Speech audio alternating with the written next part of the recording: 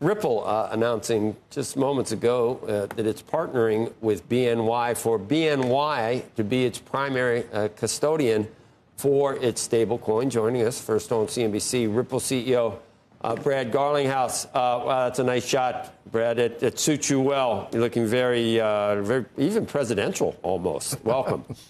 Thank you. It's good to be here. Good to be back on Squawk Box. You need a custodian for your stablecoin. Why BNY?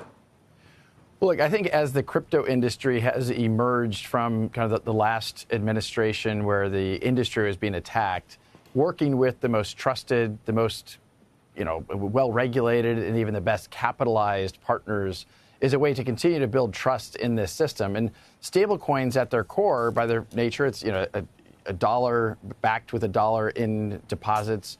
BNY Mellon has, for a very long time been amongst the most trusted partners out there for as a custody bank. So we're really pleased. We think it's indicative of the shift of tide where we've had headwinds for this industry are now becoming tailwinds. And I think we're going to see a lot of growth. I mean, all the way back to that duel, I think, right? Is that Bank of New York? I think, yeah, Alexander Hamilton. It goes back a ways, doesn't it? That one goes way back. I didn't put a number out there because I wasn't sure how many years it's been. But the BNY Mellon, we feel very lucky to be partnered with them. And we think, again, building trust for the whole industry and having RLUSD, our stablecoin, which just passed $500 million of market cap. We launched only about 6 months ago. So we're really pleased with that trend line and feel like this will only continue to build that trust.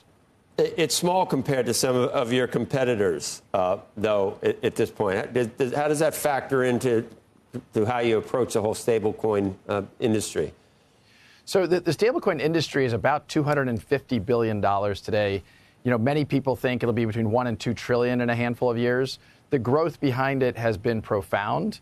We joined the market kind of late, partly because we were using stablecoins in our payment flows for our institutional customers. As you probably know, Ripple at its core has been a payments company and solving a cross-border payments problem. We use stablecoins, we use XRP where it makes sense.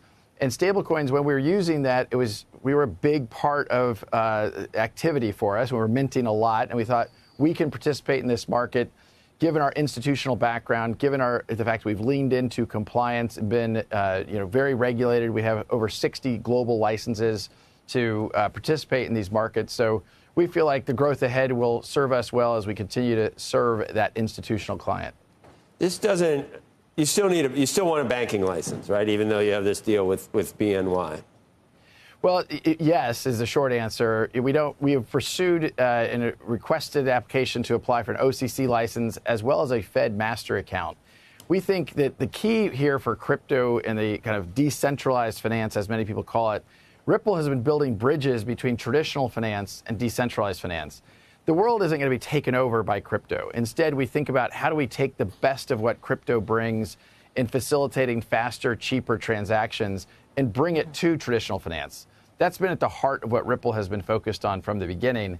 This is a step towards that, and certainly getting an OCC license. For those that have said that the crypto world wants to be unregulated, whatever, the opposite is true. I'm here in Washington in part, as you referenced, there's a Senate Banking Committee hearing today. We are advocating as an industry to be regulated.